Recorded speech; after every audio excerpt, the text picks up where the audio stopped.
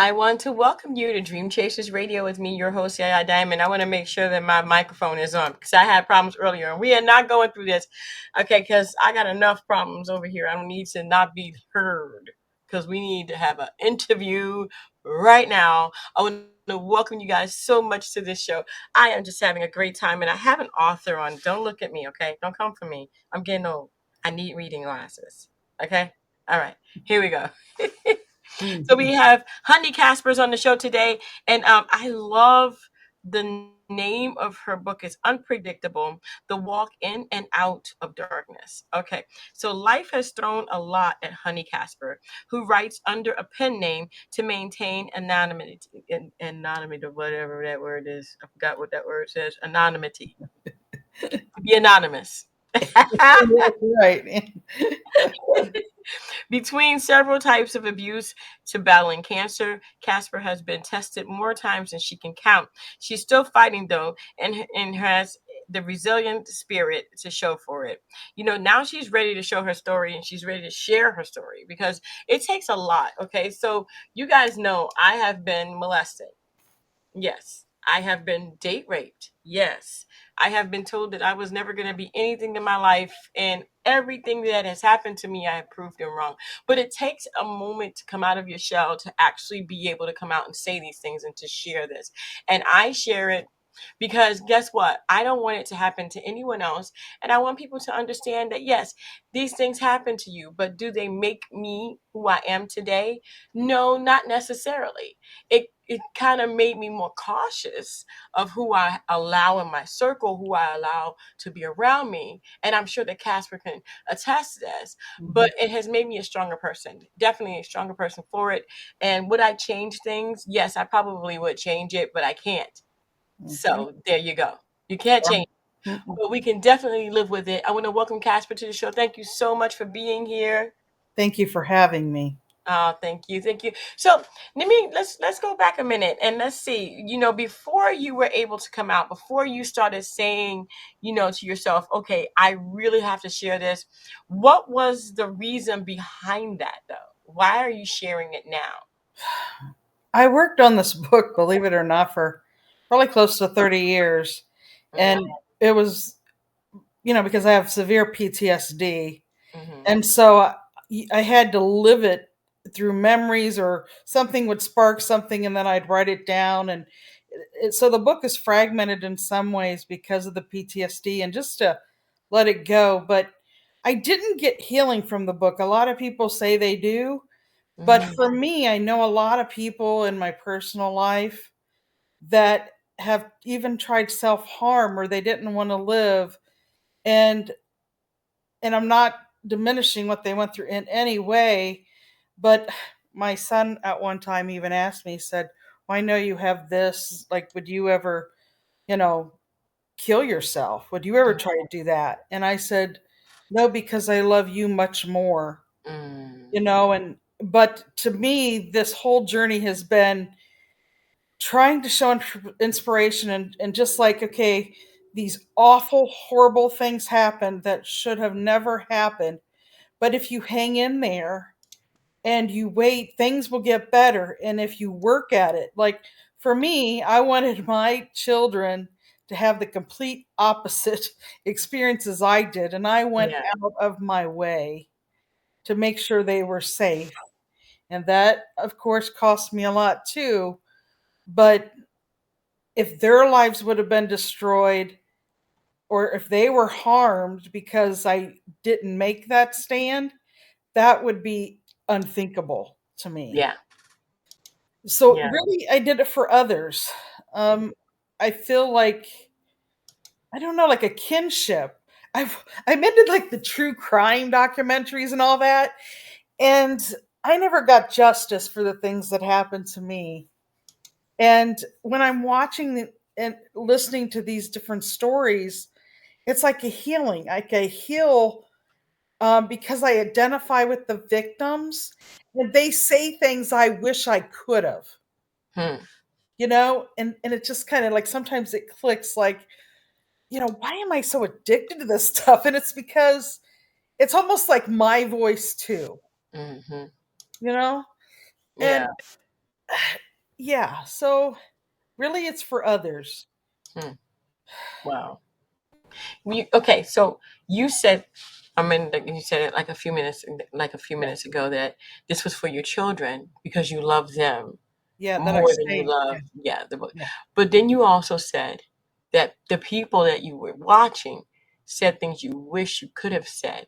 yeah. What did you say in this book that you wish you could have said before? Well, I wish somebody would have listened to me. I mean, I was born in the early 70s, and unfortunately, it's very complicated because my grandmother raised me until the age of 9 when my mother um, kidnapped me, my Mm, biological mother. And she was the source of all this. She's the one that, I don't know, some people have said she was grooming me, but she would do sexual things in front of me with men and they got me molested. And she didn't see anything wrong. She was a very sick, narcissistic person that used me for her own warped whatever. And my aunt told me at one time that the only reason she came to get me was because it was the same year that the government would pay per per child per household more. She'd get more back mm. on the taxes. So that's a lovely thought. I Oh mean, my gosh. really like, and I was happy with my grandma. I mean, Mhm. some of it was a little complicated because she was older, but she protected me the best she could. I mean, no one can even tell me when I was dropped off on her doorstep as a baby, but I guess my stomach was all swollen up and it looked like I was one of those little Ethiopian kids. And she took me to the doctor and he said that I was malnutritioned even before I was born. And if I lived, I would have problems for the rest of my life, medical problems. Mm. And I've now survived 94 surgeries. Oh my God. Four. 94? Yeah. My Welcome to Root Work Healing, your sanctuary for spiritual healing. Discover the power of tarot readings. In 40 to 60 minutes, connect with messages from Spirit and the universe. Our readings focus on self healing and aligning your highest self, guiding you through shadow work and ancestral healing. Experience somatic therapy, a holistic approach to healing that recognizes trauma stored in the body. Through natural movement, we help release painful memories, bringing clarity and sovereignty back into your life. Explore the world of herbal medicine. Unlike standard supplements, we create personalized herbal formulations tailored to your needs, infused with love and care for deep healing. Enjoy a special offer of free somatic therapy sessions for new clients until our schedule fills up. At Rootwork Healing, everyone is welcome with specialized support for POC and LGBTQIA plus communities. Visit us at rootworkhealing.us, where intuition leads, to book your session today and begin your journey to Yeah. wellness. My husband and I, we've been married for over 35 years. And when I married him, I had 9 or 10 surgeries. By that time, I was 17. And so over the last 36 years, we've endured that, along with this journey of overcoming PTSD, of learning just how to function as some type of normal person. Yeah.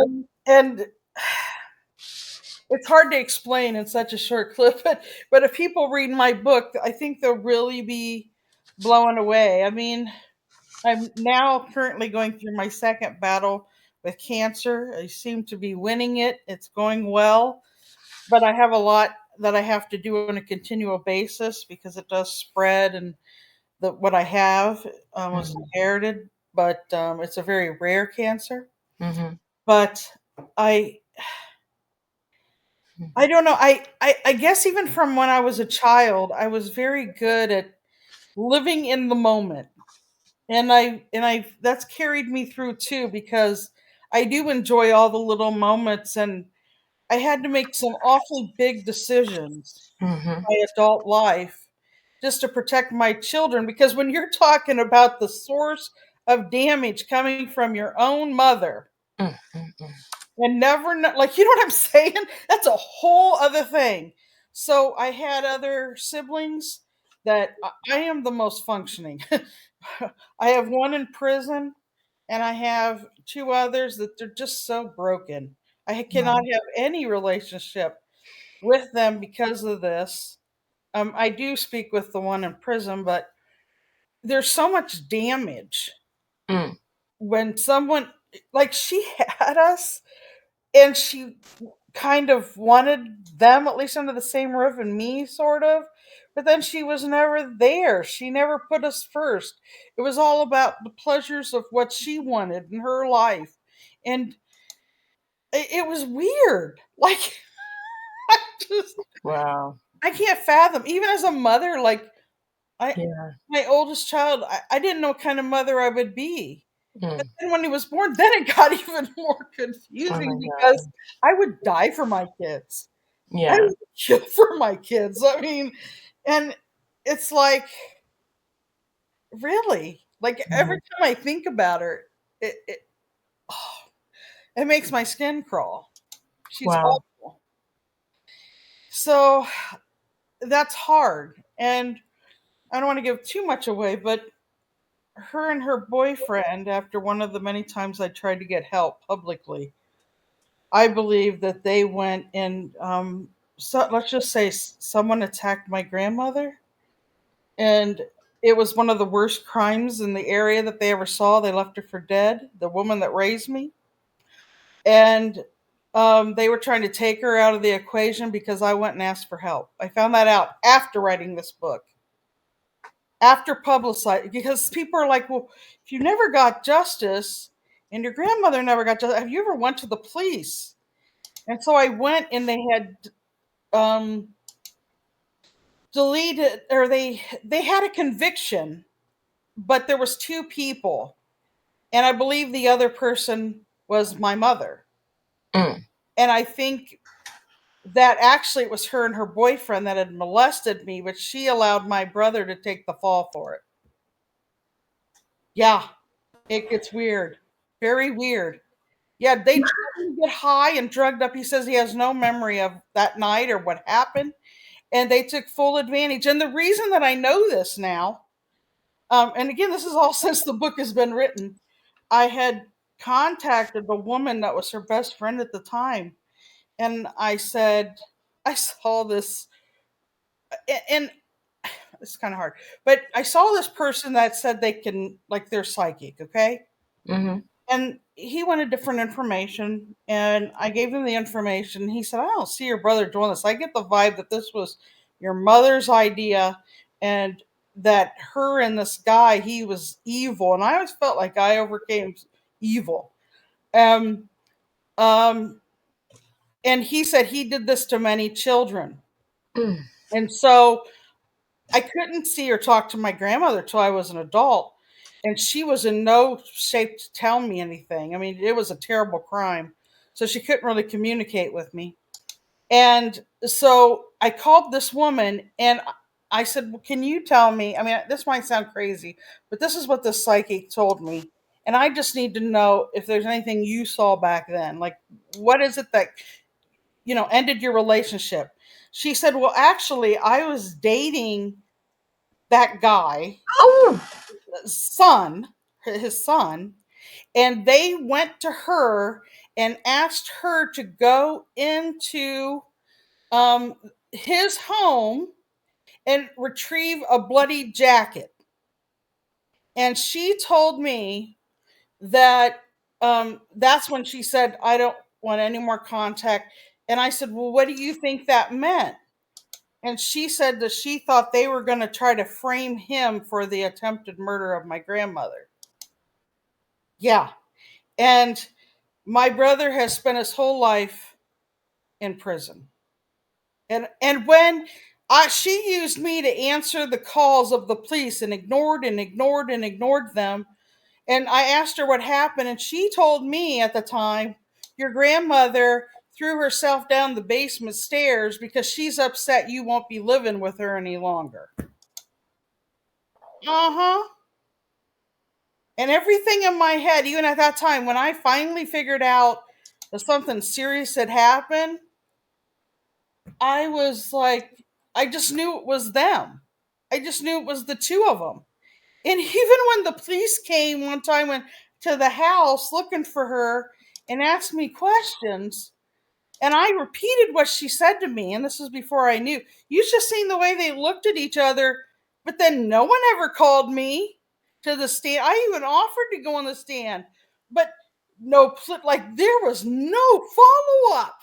And I waited until I'm an adult to get out of this horrid situation because I swear I honestly felt that if they knew that I knew, they would have killed me. So, uh, yeah. So it still blows my mind just talking about it, like how dark and evil it all was. That is that is evil. It was, That is evil. We're gonna take a short break though. yeah. Okay. We're gonna go ahead and play your trailer. I can't believe that. I mean, I believe it, but you know Yeah. what I mean. Like, Your own really, parent. that's crazy. We'll be right back. Even through childhood trauma, molestation, neglect, attempted murder, and violent breakdown of an entire family, one can learn to build what you never had. Trauma and tragedy can change everything about you and become so profound that it alters your entire life, taking you to the brink of no return. Please remember that this pain does not mean the end of your story. By placing your faith in God, you open the door to healing and transformation. That is dude. That's. I'm sorry. It's okay. I'm trying to. I'm trying to. I'm trying. Yeah. That's I'm the trying. reaction That I is. usually get. And most people don't even know that part because, like I said, these realizations came after I published the book, and I felt like I really needed to publish it at the time because that was my first battle with cancer, and Mm, I didn't know if I was going to survive it. So, and I knew that how important my story was just because of how well I function, and I'm a very successful businesswoman, and that's another reason why I got to keep my identity secret. It's hard enough for me to answer these questions, but I yeah. don't want my children to be faced with questions. Yeah. And I also my biological mother's still alive, Mm, and I'm not I'm not afraid of her or anything like that. But again, I'm trying to protect my kids, yeah. and I just don't want them to have to take on this ordeal. But at the same time, I feel this great kinship, and I feel this.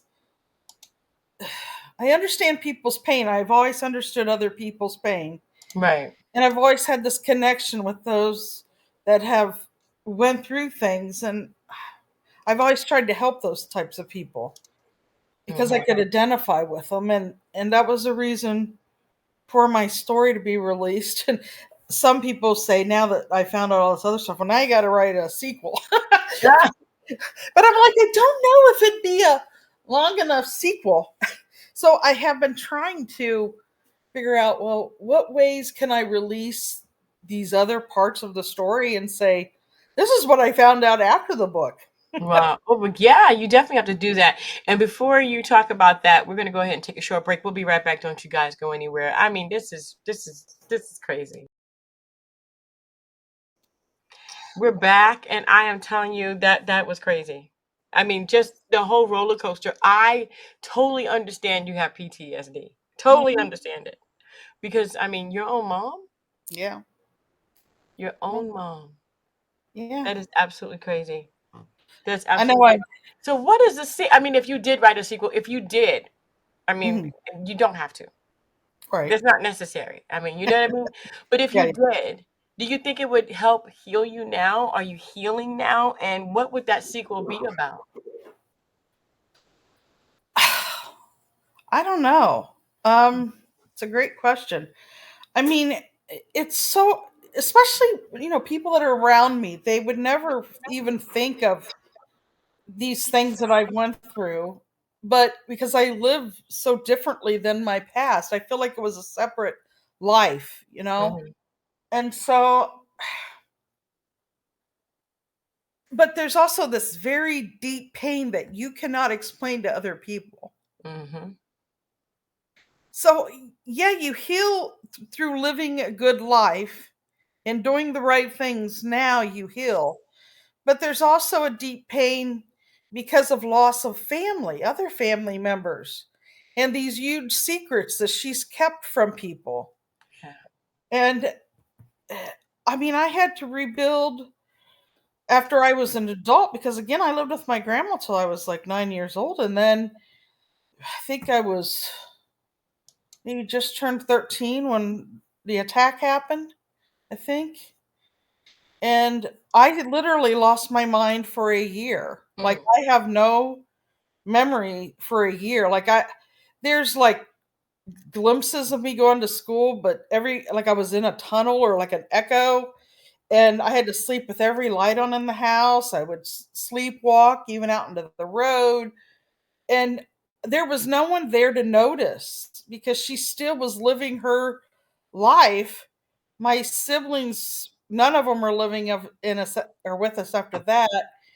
So I was completely isolated. And I talk about that in the book of there was a specific odd song on the radio that is like, well, that sound, something brought me back. And it's like, I don't know anybody that has went through what I went through that found their way out of something like that and literally losing my mind for a year with no intervention. Mm. And I went as an adult to speak with somebody and they helped me identify the words and verbiage of all the things she did. And but even they this one woman that I went to, she said, you have the worst PTSD of anyone I've ever seen in my career, and that includes um you know people that have survived terrible things in the military. Oh. She said, you have the worst. But she said, at the same time, you take no medication for it and you're a functioning person. She said, it makes no sense to me. Mm. And I said, it's all because of God. Yeah. Truly. I know that because I remember when I first even started living with them, and my oldest brother, the one that's in prison, he would come in and comfort me. And I was always crying because it was like opening up, or it was like waking up in a different type of household than on what I was used to. And he would come in and he would console and say, everything is going to be okay. And the only times I didn't feel alone is when I prayed. And I always felt protected from him. And every prayer, every question, and there was lots of them, he gave me all of the things I asked for in this version of my life. He gave me a functioning relationship with my husband, and I think that we were divinely put together. We felt that from the start.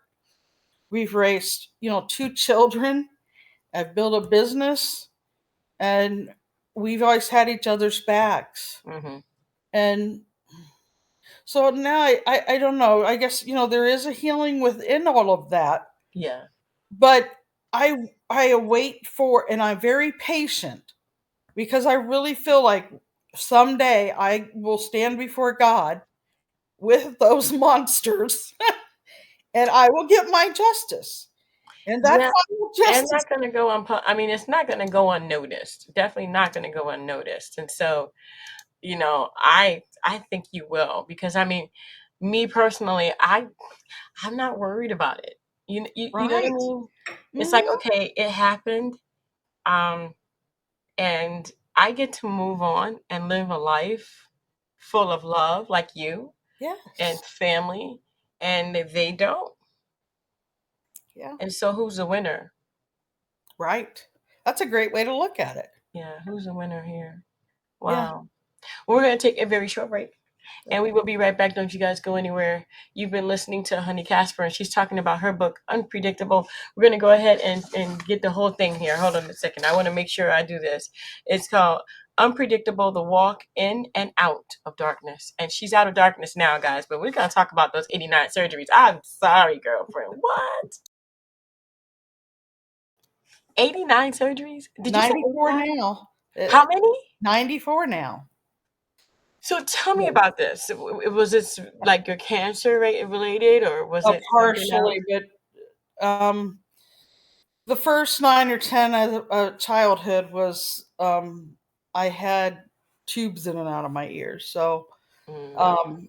but the old way they used to do Oh, it. So, then after that, I had to have 2 C-sections, 1 miscarriage. I had over 50 stones removed because my bones, like my my kidneys don't function correctly, and it takes bone from my spine, and so I have issues, but I do think that's directly related to the malnutrition.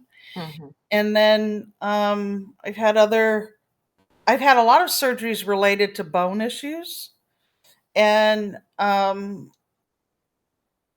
my gosh, I can't even remember all of them. There's a whole list, but there's been, let me think, maybe 10 now because of cancer. Mm.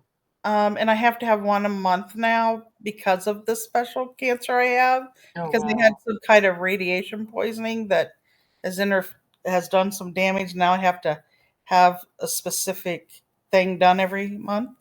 I'm so I can't sorry. say it's Mm. okay. Like I said, I just take it as it comes. You wouldn't believe how active I am, even with Wow. them. But Well, you're yeah, definitely resilient. I am, and I always have been. But I leave a lot in God's hands, and I just take it as it comes. And Mm. I'm in every moment. Like I really immerse myself in the moments. And I can't tell your audience and my book audience how you can control your mind that way, but I know it's possible because I have done it all of my life. Mm. But you can either stay just merged in the pain, or you can look for the light Yeah. and go towards it. And you want, I know each person, even those that are so damaged, that if you have children, you please just look at them, really look at them, and all that love, let that be where you go from. Because when you're thinking of others, it will heal you too. Yeah. So Wow. yeah, yeah. Wow. Well, people can get your book on Amazon and also on your website. And I'm going to say the website is unpredictablethewalk.com. We're going to have that information in the description, but it's unpredictable the walk, In and out of WALK, darkness. Yeah. thewalk.com. And what was that? Yeah, it's unpredictable to walk in and out of darkness. And believe it or not, the cover, I always seen that in my mind, and I Mm. painted that. I designed and Wow. painted that, and you could tell how there's these flickers of light throughout, and then Hmm. it gets brighter and brighter. But I don't know, it was divinely given, or Yeah, I think so. I think so. I think it got prettier and prettier as you got along. As you go along that path, I can see it getting even beautiful and more, and the branches touching and kind of covering you at the end. But during that period of time where you're walking in the beginning, there's no cover for you. mm-mm. Kind of see that. Kind of see that. Wow. Well, thank you so much for being on the show. I truly appreciate it. If you guys want to know more about that book, you're just going to have to go ahead and check it out for yourself. The website is unpredictablethewalk.com. The name of the book is Unpredictable, The Walk in and Out of Darkness. I want to thank you so much. Honey Kasper was on the show today. It was such a pleasure, and I am just loving you. I understand your PTSD, but oh my gosh, were you winning? Did you win? Who is the winner in this situation? I think it's you. Oh, thank you, Doctor. Yeah, yeah. Oh, thank you. Thank Appreciate you. And thank you guys so much for tuning in. Man, what a journey. Oh my gosh, girlfriend, what a journey. But it. I tell you what, you're very resilient. Keep going, keep doing your thing. And I wish you nothing but the best. Thank you. All Thank you. right. Same to you. Thank you. And until next time, guys. Bye.